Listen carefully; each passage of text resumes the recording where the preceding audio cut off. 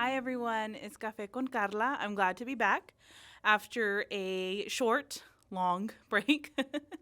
Life happens in between here and there, especially school, kids, marriage, the typical day-to-day stuff. So today's episode will be about yours truly. I was telling Eric that I can speak all day. You can't shut me up. But when it comes to myself, it's a little harder. So we'll start with who I am, my background. Clearly, I'm Hispanic. So first of all, my name's Karla Morales Escarcega. I was not born in America. I was born in Mexico. I was brought here when I was about 1 or 2. Um, my family came over from Mexico because of political reasons and more of an asylum seeking. We came to America in a red Buick, I believe. I was around 2. I just hear stories from my brothers. I have 2 older brothers. They are god awful some days. Just kidding. I love them. And my dad just tells us the stories of the struggles and the blessings of being here in America. And I've grown up with that profound love. So as soon as I could become a citizen, I did that because I felt it was the best step for me. And I love being part of my adoptive country. It makes me feel more American every day. And so we came here. We moved first to New Mexico, Lovington, New Mexico, and that was a great experience. I was about to go into kindergarten when the oil field kind of went down, I believe. I'm kind of backtracking. I hope my dad doesn't see this and say, Karla, oh my God, you missed this part. So my dad went into the oil field business and he was working there. It kind of went down in New Mexico at the beginning of the 1990s. And so we moved to Liberal, Kansas in 1999. Again, don't check me on the dates. I'm awful. My son would tell you, he could tell you details of dates, but I cannot. So we came here. I started kindergarten in Garfield Elementary, which is no longer, if you live in this area, is completely demolished. Kind of sad.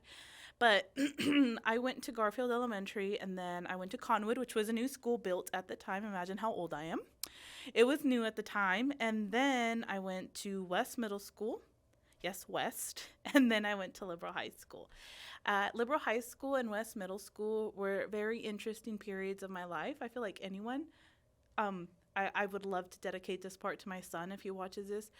Your middle school years aren't going to be those super proud moments sometimes. They're not. But it's all about growing.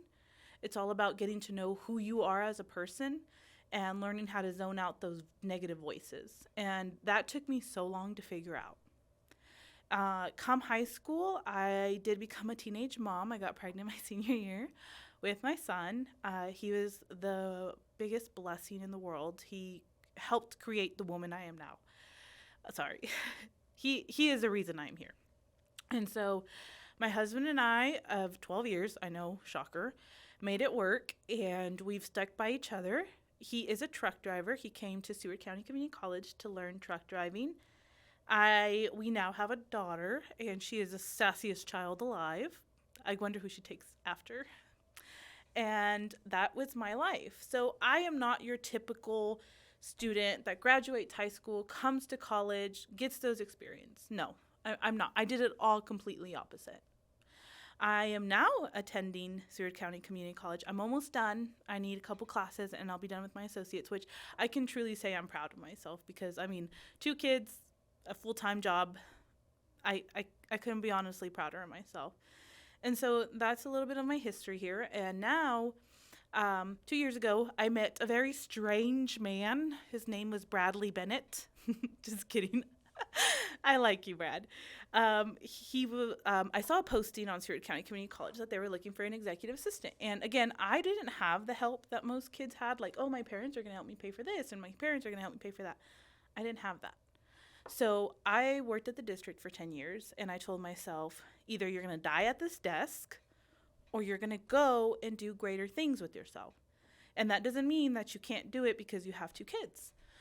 So I was looking for jobs on Seward County Community College, and I applied 3 separate times and got interviewed 3 separate interviews. The first 2 interviews, I kid you not, I walked in with the self-confidence and all the demeanor to rock the world. The third one, again, sorry, Brad, I didn't walk in with the best, most positive attitude because I was like, it is what it is. I'm probably not gonna get it, but let's just see what the day brings. And so I did give it my all, as I always give my all in everything. But it wasn't with that enthusiasm of a beginner like most people usually have the first time. And so a week later, I get an email. Luckily, I checked my email that day, Brad. I don't check my personal email very good, which is bad. um, so I checked my email and it said, Brad Bennett, can I please talk to you? And I'm like, oh my God, is this spam? Like, oh my gosh, why does he want to talk to me? Come on, Karla. Like, you're so ignorant sometimes. And so I emailed him back and I said, absolutely, yes. And then he took me to the coffee house and then we sat down. He's like, obviously, I think you know why we're here. I want to offer it to you. And I kid you not, I stood there shocked and I'm like, why does this man want me to be his secretary? But anyways, yeah, he gave me my break. I finally needed a break. I finally needed, a job that would help me grow. And coming here, I'm not gonna lie, I was really nervous. I, I, I was scared of the atmosphere. I was scared what people were gonna think. I felt like I was in the footsteps of, I don't know, what do they call that? I don't know if you know, what is it called? Like, it's a syndrome, like imposter syndrome. There you go. I thought I came in like an imposter, and I was like, what are people going to think of me? They're not going to think I'm worth it. I don't even have my associates. Some people, we have some of the most intelligent people here. I kid you not. Like, ridiculously intelligent people with doctorate degrees here. And I was like, they're all just going to think I'm an imposter. I'm a fake. So I was scared to come in, and little did I know that I came into the most welcoming atmosphere I could ever possibly ask for. I not once felt out of place. I not once was told, oh, you can't do it because you don't have an associate's. No, I was told, you need to do it. You need to get your associates. You need to improve yourself. You need to get better. It was never of a, oh, condescending look like, oh, you don't have it like we do. So I can't say enough how much I'm grateful for Seward County Community College. I mean, look at me on this show telling you, whoever's listening, that I have the opportunity to do this. I couldn't say that at my previous job or any other job. I'm very grateful for President Bennett. He has become someone I look up to dearly. He every day teaches me new things, and it's hilarious because he told me, when I leave, I want you to remember one thing. The road to hell was paved in good doings, which is hilarious. He's like, never forget that about me. And I'm like, okay, I won't. I've also had the joy of meeting a lot of new people because of working here. I don't know, it's been a very beautiful, wonderful 2 years. And I hope that I can stay here longer. And, as I grow my education, grow with the college, because it's amazing here. I wouldn't want to work anywhere else. I wouldn't. And imagine as a student how you would feel. So, just kind of thinking back and forth.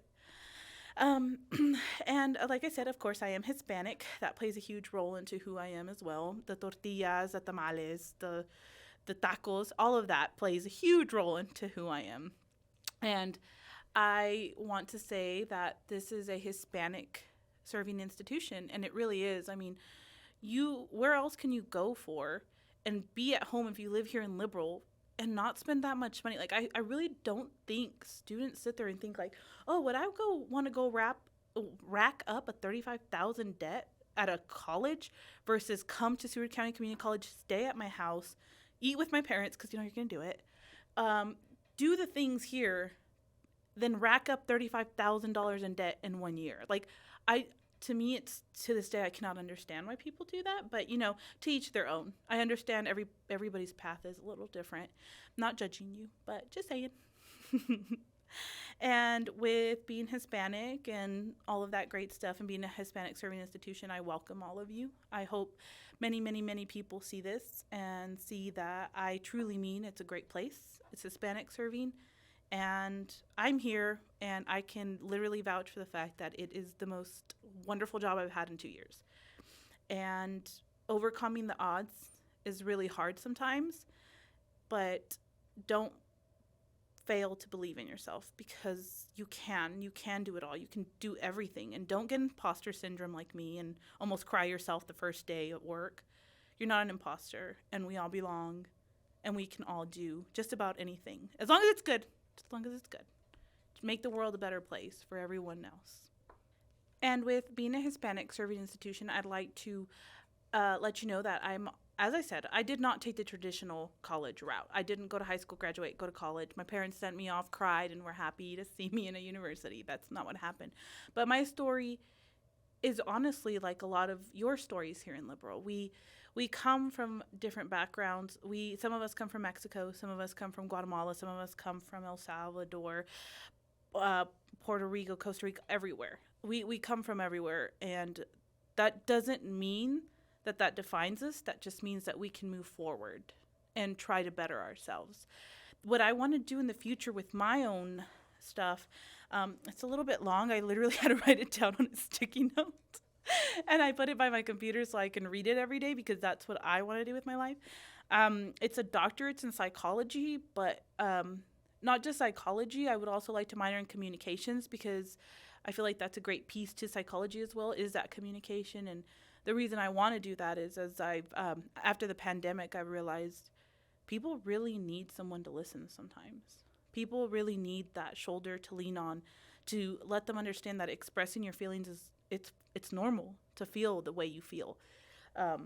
What's not normal sometimes is the way that maybe we react to things or we do things, but we all need that shoulder to lean on. We all need someone to talk to. And that's why I really want to do psychology, because I've been in that situation where I had no one to talk to and I wish I had someone. To the future of the podcast, my podcast, I guess I would like to just be able to give Hispanic voices, female, male, well, honestly, anyone a voice. I do try to, like I said, bring out that Hispanic roots in me and help those. So I would love to see more Hispanic people on the radio, as well as have anyone else here. I was thinking of bringing my boss here too, for points. Not just that, but his story is also very interesting too. And when we look at it at the end of the day, we could all just be a little nicer and listen more. And I think that's what I want to bring as well, besides bringing that Hispanic culture. It's sitting down, having a conversation with someone, understanding why, what's going on, and all the great things we can all contribute together. So that's the end of this show. I hope you enjoyed it. Santi, if you're watching me, because I know you're going to watch me, son, I hope you take some of this and grow. And to my daughter, I hope that fire in you continues to grow, but not while you're living with me, because God Almighty, it's hard. And I hope the best for everyone. And remember, we could all be a little nicer every day.